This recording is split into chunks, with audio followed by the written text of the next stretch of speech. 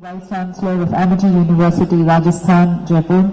He's worked with Amity for over 14 years. He's held the additional charge as the first Vice Chancellor of Amity University, Madhya Pradesh, Gwalior, till 2011. Then he was Vice Chancellor of Amity University, Rajasthan, Pro-Vice Chancellor of the Amity University, Uttar Pradesh, Director General of the Amity Business School, Noida. So vast experience he has.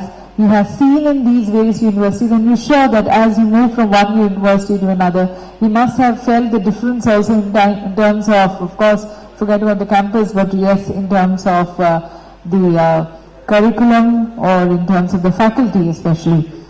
Rich experience of training and consultancy in the areas of training the trainers, change management, finance and cost management, corporate governance, etc. So we look forward to your views, sir. Inviting ladies and gentlemen, Dr. Raj Singh. Thank you, ma'am. First of all, my thanks to the organizers that they called me here and gave this opportunity of addressing you all. I only wish we had the audience from both the sides in greater participation, and I definitely wanted that industry should listen to the perspective of academics as well. I've been in academics for about 20 years, and prior to that I worked with Air Force for 15 years. And having experience of one of the most system-driven organization, and then coming to education and primarily in private sector, it was a paradigm shift for me. In the last 20 years, I've been listening to the debates like this, wherein one after another, industry person coming and slamming the academics and going away. On the other hand, I've seen a change wherein in the beginning of last decade, I used to be a participant in such panel discussions wherein most of the times there will be only one from the private sector and remaining from the government sector, and you will be invited to speak the last. And you know what happens in panel discussion, chairman will say, Professor, you have 5 minutes left or 2 minutes left, make your point of view and then let's finish it off, the lunch is getting delayed. And today we find the things just reversed. You find maybe one from the government and 4 or 5 from the private sector. And perhaps you are, if not placed in the beginning, you are placed somewhere in between and you have sufficient time to speak.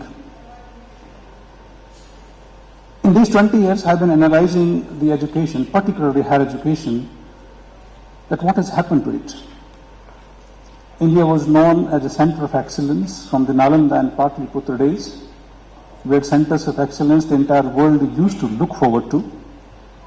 And today, we have subordinated ourselves to the rest of the world. I can go on for a few hours to look at decade-wise and perhaps year-wise what happened. But the landmark was the year 1956 when the UGC was established and the true decline started. I summarize in a couplet, sir, I'll translate in English for you, but the couplet has to be in Hindi or Urdu. I'm reminded of the beautiful couplet of Ahmed Faraz who said, जुल्फ रातों सी है रंगत उजालों जैसी, मगर तबीयत है वही भूलने वालों जैसी, कभी उसकी आंखों को गौर से देखा है फराज, रात भर रोते हुए जागने वालों जैसी. This is how I describe the higher education system of this country. So it means that higher education of India is like a beauty which kept crying the whole night and could not sleep because it was worried about certain things. The mess we are in today is primarily because of few things. Of course, if you break that, again you can list down thousands of factors. And one of them perhaps is a certain debate, ideological debate, where we've been still debating about whether education should be for profit or for not profit. And there's some sense of psychophancy, if I may use the word without offending anyone. When we talk as an institution, we talk a different language. When we talk from the platform, we talk a different language. And the psychophancy has not helped us in these last 2 to 3 decades, definitely, when private sector education really entered the scene and now is being looked at as a predominant player. And according to me, the future belongs to private universities. And I'm not saying that private universities are great. The scene will be dominated by private sector primarily because the public sector failed. Public sector failed in the sense they could not respond to the market requirement of new industries emerging, new professions emerging, and new ideology of perhaps coming closer to the world and coming closer to the industry with change in character. They could not respond. And that's where the private sector came and captured the scene. Now it's a history when something grows and grows very fast, the quality issues surface, and they are offended too in the process of life cycle of evolution, and that is what we are here seeking for. We talked about the Western world, best of the education system they provided to the world, we still look up to them. 2 weeks ago, I was invited by one of the universities in Italy, and the conference was on design. And I was wondering why they have invited me, because I know anything but design. And they wanted to understand that how Made in Italy brand could be promoted in BRIC countries, particularly India, China and Brazil. And they wanted to understand the political, cultural and economic environment which will make those companies to come with those high value brands and capture some share in the market. The speaker before me talked about frugal innovation. I was talking to the gentleman who was a part of that report, which was basically sponsored by British government, one of Mr. Sood, and he was saying that how frugal innovation is not only meant for India and China or the Asian countries, it is also meant for the Western world, where because of the recession, they are looking at more cost-effective products. I'm basically giving an idea about how the environment is changing. But let me not skip the basic issue of education which I'm here for. Somewhere around 1990s, something happened in this country. If I give you a figure, in 1990 we used to have 87 business schools in the country, and today we have about 4,000 plus. The number of graduates passing out every year have lost track of. Engineering graduates are much more. On one hand, we had the issue of gross enrollment ratio being pushed up from 12, we're inching towards 16, 17. On the other hand, we get the reports every year that hundreds of engineering and management schools are closing down because students don't want to come there. Yet another phenomena that every day we hear private universities being established by the states through the legislative process. It's a very contradicting scenario through which we are going. And therefore we need to fix the responsibility for this. I'm not here in a blame game, but as I said, I would want to be self-critical and also, if I may be permitted to be a bit frank when I speak about it. Around mid-1990s, when the private sector came in, naturally the private sector institution charged a slightly higher fees. And they wanted an immediate justification for that high fees as compared to the public sector counterparts. And one of the obvious justifications which came to the front, which could be given to parents and students, was a job, and they ended up almost guaranteeing a job. Don't worry, after 2 years, a job is guaranteed. We provide 100% placements. And this phenomena went on, and this promise was sold for some time thanks to the reforms process showing the results, and towards the second half of 1990s, we had job markets expanding, and whoever came was absorbed. At that time, our industry was also not very matured in the sense, I still remember it was the year 1995, British Oxygen gave a job to one of my students because he could write Black-Scholes formula for valuation of options, and nothing else was asked. I still remember the conversation with the chairman of Life Insurance Corporation of India at that time, and he did not know about the concept of duration when they calculate the risk profile of various assets and liabilities on their balance sheet. And today, those are the skills which are being used by the industry almost every moment.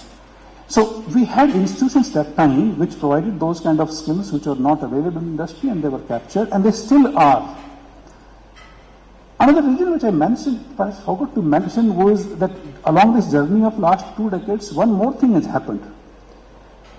Since morning, I am sitting here, I must have heard the name of IITs and IIMs at least 50 times. And no other institution and university was ever mentioned. With all humility, if I just mention, there is also a critical mass in the market which is graduated from these great institutions. So we only talk about those institutions, which according to me is slightly unfair. I would like to cite one instance. It was 1996 we introduced the institution I used to work for, a great institution. We introduced a course on business ethics and corporate governance. In the year 2001, my students participated in the annual fest of IIM Ahmedabad, which is known as Chaos. It was that fateful day of 26 January when we had that massive earthquake in Gujarat. Our students came safe, they were running and the building was collapsing early morning on 20. Previous evening, they had won the Champions Trophy there at IIM Ahmedabad. And during the discussion, and that year, remember, we managed an invitation from IIM Ahmedabad that we want to participate. And since then, we are the first invitees of that institution who are going to participate in that. So during that interaction, students talked about what kind of courses you are taught. And they mentioned about this course, which we had titled as MAXI, Management in Action, Social, Economic and Ethical Issues. They borrowed the syllabus, and in 2003, IIM Ahmedabad launched a business ethics course. Believe me, it got half a page coverage in Economic Times. And they said IIM Ahmedabad is the first institution in the country to offer this course. According to me, this is slightly unfair. And this is what I meant about that lobby which is there in the market, that critical mass which creates the lobby, is because these institutions have been in existence for last 4, 5, 6 decades, and they have got the advantage of that early moving advantage and almost no competition at that time. And therefore, sometimes I feel it will be unfair to even compare that.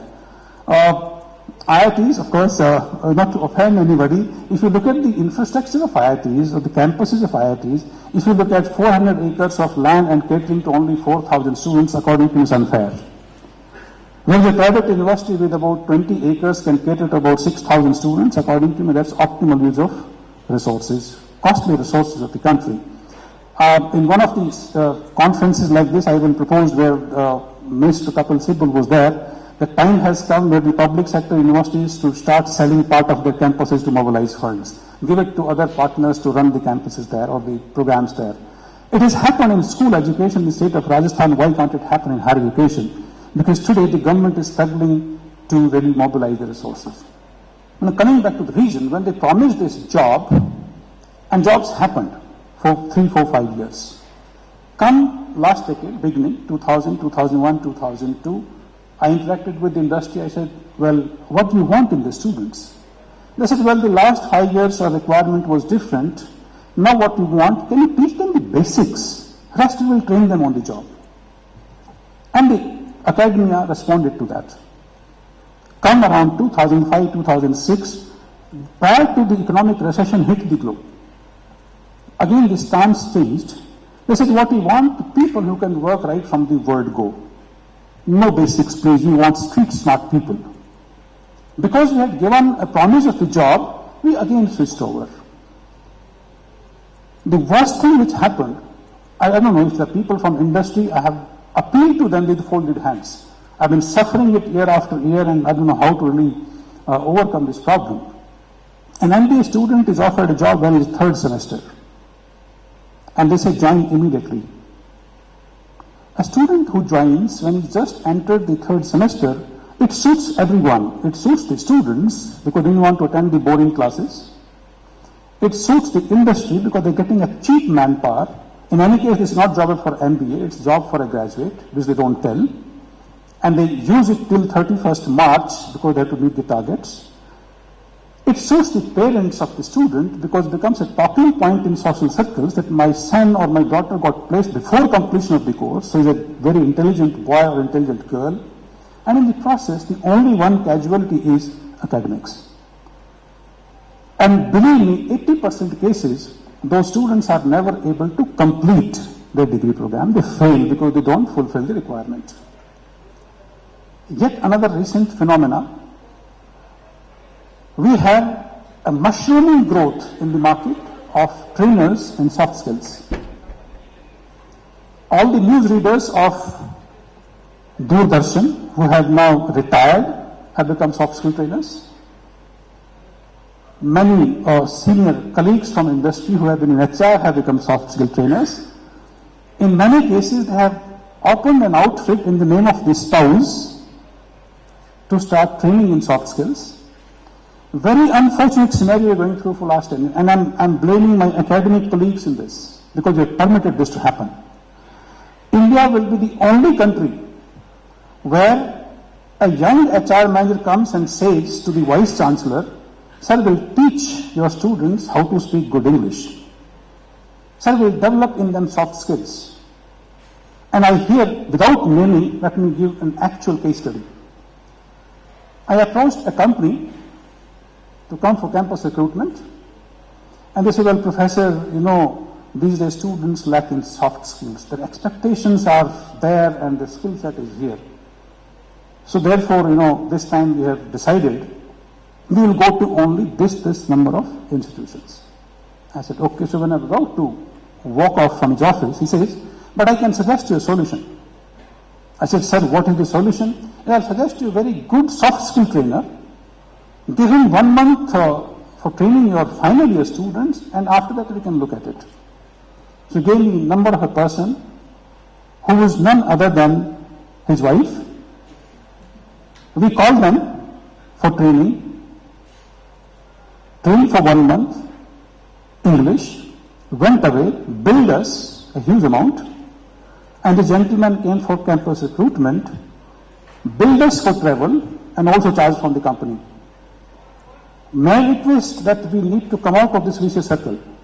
It's the most unfortunate thing which has happened to our country. It is destroying the basic fiber of industry-academia relationship.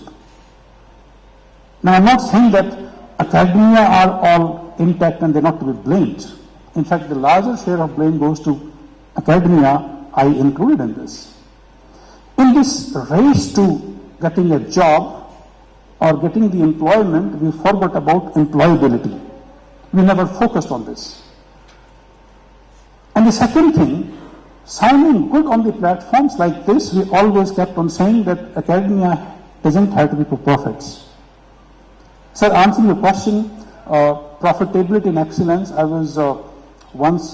had an opportunity of interacting with the great man, Mr. J.J. Irani, and he mentioned to me that how charity has now taken the shape of CSR, and CSR is a perfect business strategy. And if strategy doesn't lead to profits, then it's meaningless. And he said, the Jharia mines which Tata's owned in erstwhile Bihar, they still own those mines. Every other steel company who owned mines there were driven away by the Naxalites, except Tata's. And Tata's were not driven away just because they've done a lot of service to the society in terms of opening schools, hospitals, roads, lights, looking after the society.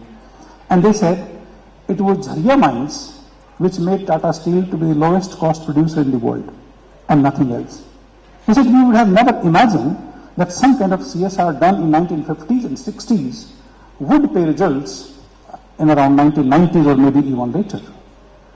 The CSR is a perfect business strategy. Profit should not be a hated word. Now let me give you some statistics. Last year I came to know that government subsidizes IITs about 1.75 lakhs per student in terms of government support. But the private institutions can charge only 80,000 rupees fees per annum because the fees is fixed by the fee committee of the university or the government. And we expect similar kind of competence, similar kind of facilities, and even better facilities. I'm not talking about the corruption. In 2003, in one such platforms, I predicted that National Board of Accreditation will not be able to do its job because it is a subsidiary of AICTE. There was a conflict of interest. Will someone tell me that if an institution has been approved by AICTE, what moral right NBA has not to give it accreditation?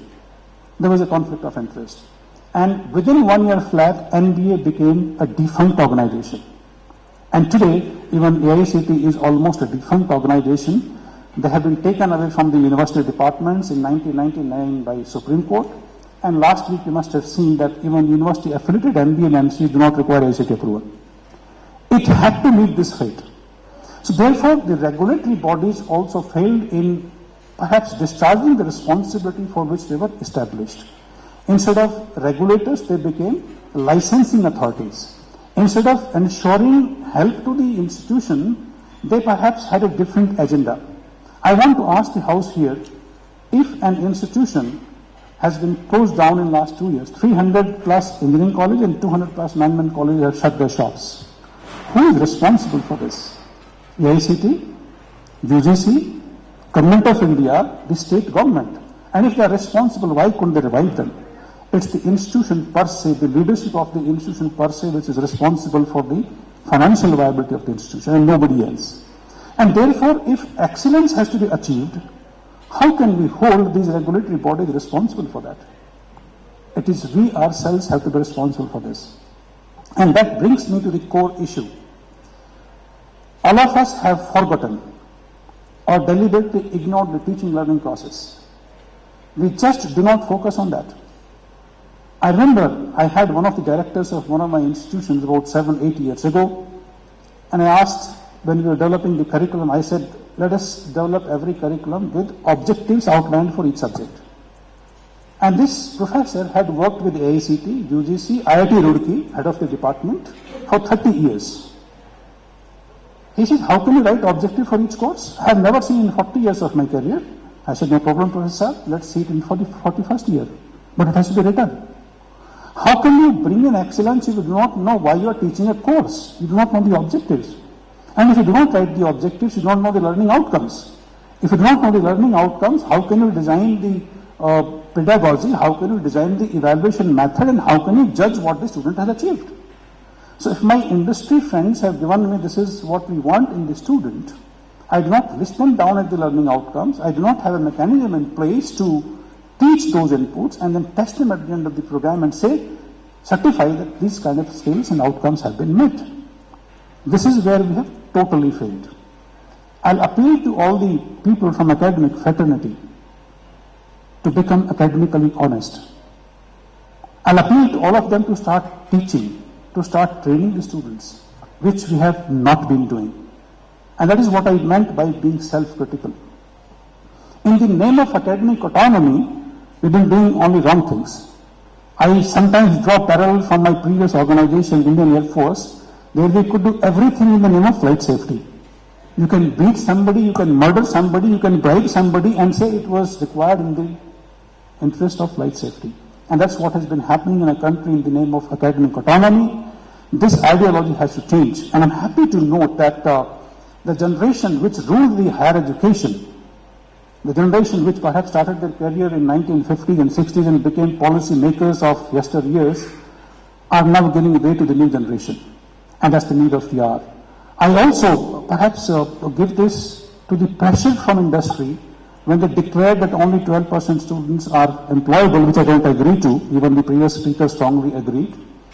It's much higher. I do not know how this percentage has been arrived at. Nobody has been able to give me justifications. I have asked on platforms, planning commission people, from the MHRD people.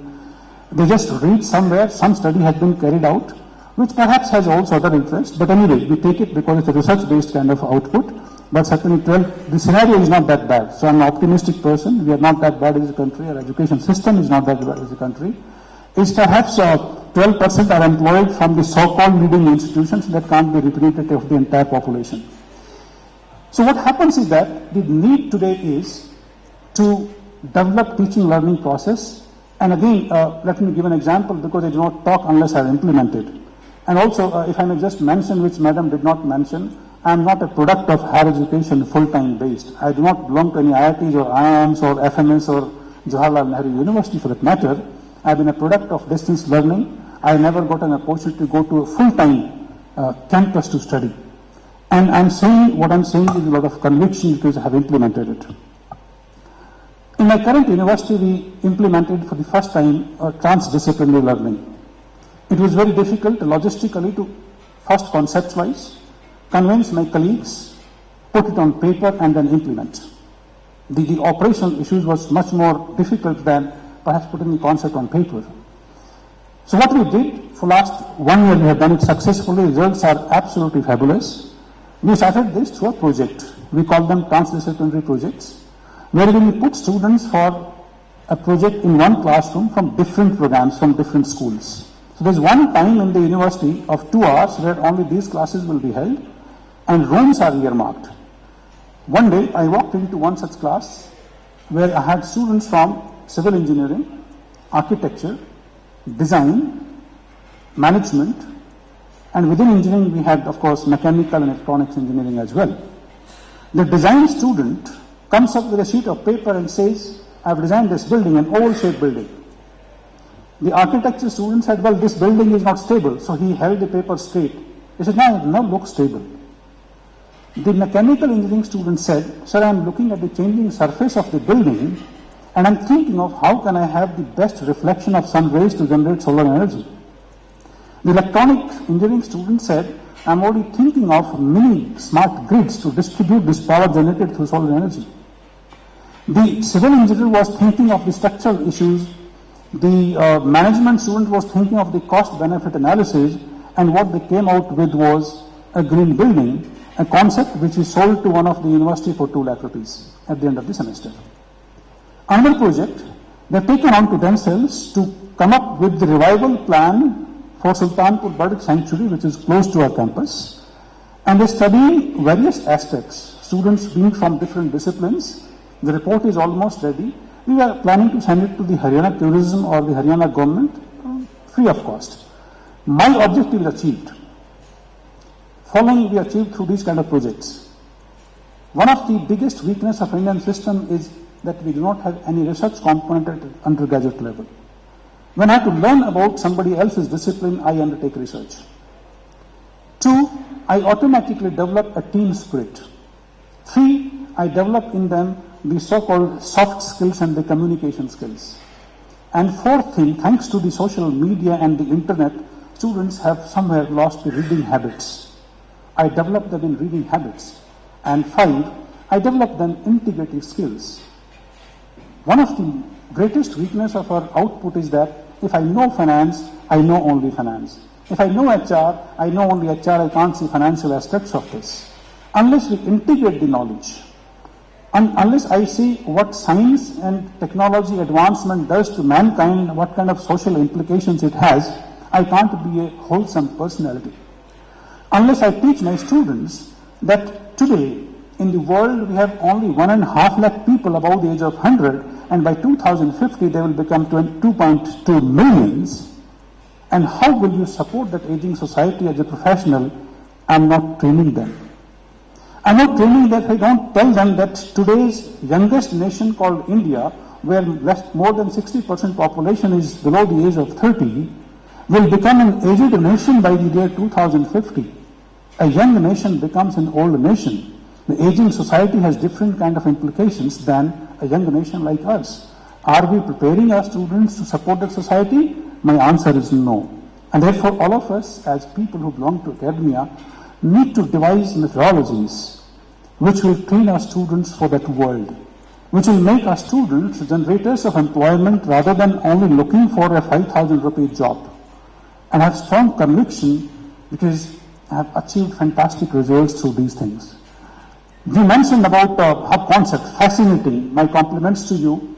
We experimented one such things at least partly, and it's possible in India.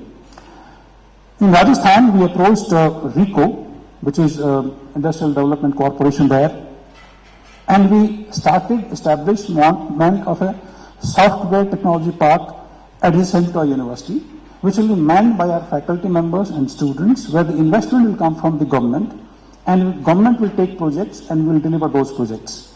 Also, this software technology park will provide office space, hand-holding, and sometimes perhaps the clearance-related issues to anybody who wants to come to Rajasthan and set up their offices there. Wonderful results we had, wonderful results we had. The point I want to mention here, even though one of the biggest circle was of the policy framework, I firmly believe we forget about what autonomy we have, and we only care about what we don't have. If I want to do something in an academic institution, believe me, as on today, nobody can stop me. If I want to benchmark myself with the global practices, nobody can stop me. If I want to implement the teaching learning process which I just mentioned, I don't need anybody's clearance. You mentioned about the regulatory framework of UGC. I can't change the curriculum. It is all farce. If I want, I can change within 1 month flat and implement it. Even if I'm prescribed with the syllabus by the university as an affiliated college, nobody can stop me from going beyond the curriculum. It is my choice. In this case, I'll only complement one body of the governance, and that is judiciary. It has done great service to us. Few years back, it made it mandatory that you cannot award full-time degree unless a student is in the class 75% of the time. And the second thing, of course, the recent one, making AICTE redundant. I think these two things will do greatest service to this nation in terms of higher education, and I must compliment the judiciary for this. With the emerging environment, I can only be hopeful that we are not very far from regaining the past glory of academic excellence which we are known for. But as I mentioned, the academics have to take on to themselves. And the last issue I need to address, which was mentioned perhaps by one of the speakers earlier, was of faculty shortage. I've handled campuses where we had 1,500 faculty members with 20,000 full-time students. I've handled complexes where fully residential 3,000 students and 150 residential faculty. So different kinds of campuses we have developed in different states. According to me, faculty is not a problem. We need to change our mindset, we need to change our strategy. What we did was very simple. We said we will take 10% extra faculty members and we'll take all those youngsters who have the potential to be developed into great faculty members. We will not teach them, without give them teaching assignments for first 6 months to 1 year, and we'll put them only with senior professors. We invested in training. And believe me, we never had shortage of faculty in any field. We rather had always a surplus faculty, which we took at the cost of training and retaining the people. And perhaps became the TCS of academics, where we not only served our own needs, we also supplied directors and principals to various institutions as they came up. I think we took it as a responsibility that we may need to produce leaders in academics. And the topic which perhaps nobody touched upon is the real issue of academic leadership. We are absolutely scarce on academic leadership. We still look at academic institutions as academicians and administrators in two watertight compartments. A third cadre of professional which has emerged, which needs to be nurtured further, is of academic administrators, which is not physics like you arrange the solid particles in a particular form. It is like a chemistry with the reaction. And you need to mix those chemicals in right proportion that the reaction is neither more or less than the required. It is one of issues I can discuss which I've been handling every day, having established about 6 institutions out of these 4 new universities. Have come across these issues on daily basis, and the only conclusion I reached was that we just do not have to blame anyone else except the institution itself. Sir, you mentioned a very valid point when you mentioned all the corporate houses which are coming into education, and there are big coverages on national television and the national dailies that so-and-so has allocated so much of funds to CSR. I'm short of using the word rubbish. They are the people who have seen a business opportunity in education, that's why they have come in there. They have seen a profit-making opportunity there, that's why they have come in there. And their fees is no less than the Western world universities. They are costlier than any of the existing universities, and therefore I do not call it a charity, I do not call it as a CSR, I call it only a business proposition and nothing else. We don't have to be carried away by such kind of concepts. And therefore, I have always believed and I have always declared on all the platforms, in India time has come for education for profit. Otherwise, we just cannot come out of this vicious circle.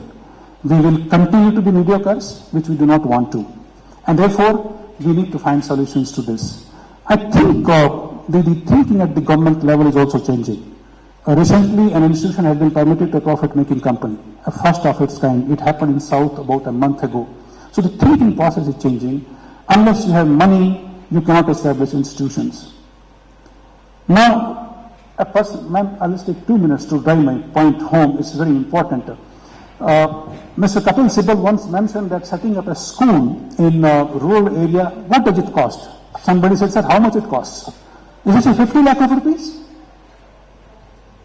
And going through establishment of a school of my own, my younger brother had been insisting he wants a primary school. In 2005, I bought some land, agricultural land. It cost me only 6 lakh rupees. I'm talking 2005. I applied for conversion of land use to government of Rajasthan. The bribe which I asked to pay was 9 lakhs. The fees I had to pay is 14 lakhs, conversion fees. I could have paid the bribe, but I didn't have money to pay the bribe. So I said, sir, I cannot pay it. In the process, it took 5 years to get the conversion. The 14 lakh fees reached 44 lakhs, which I paid last year. And the construction of only 20,000, 25,000 square foot has taken 2 crores of rupees. I'm not here quantifying the lost business opportunity of last 5 years. Sometimes I feel bribing makes sense. It makes business sense. And I was reminded of an Economic Times article which said, if you want to have a foolproof indicator whether the economy will grow or not grow, you should look at the corruption index. And somebody said that while some of the Southeast Asian countries which are very corrupt collapsed in late 1990s and early 2000, why didn't India collapse? And a brilliant answer came, which must be noted by everyone sitting here. They said, in those countries, the cost of corruption was paid by the economy, whereas in India, the cost of corruption was paid by the entrepreneur himself, which kept the economy going. Indian entrepreneur has taken corruption as a cost item in the cost sheet. As per Central Vigilance Commissioner Mr. Vittal, the first one in India, officially he quoted that cost of corruption in India is out of 100, 11 rupees. And he says we compete in the global markets for 0.5% or 0.25% of margin. If you can reduce the cost of corruption by 2%, you can capture the whole world in terms of competitiveness. It is those issues we need to fight against. And more than perhaps the external challenges which we have, we need to fight the internal imperatives. I think I'll put a stop here. Thank you so much for calling me here. Let's connect. I'll definitely connect with you. I have a lot of ideas myself which we want to really implement, how to bring academia and industry together. Partly have done it, but perhaps not in such a systematized manner because the environment is not so enabling. But I 100% agree with him. It has to be profit orientation. Nothing else will work. And we need profit orientation because professors also have a right to live better standard of living. Unlike in the past, which has been known by bicycle and jhola on the side, the time has gone. If students have changed, teachers also need to change. And please develop those skills of academic administration, of setting up such kind of systems. Believe me, you will command a premium in the market. I have grown because of this. Thank you so much, ladies and gentlemen.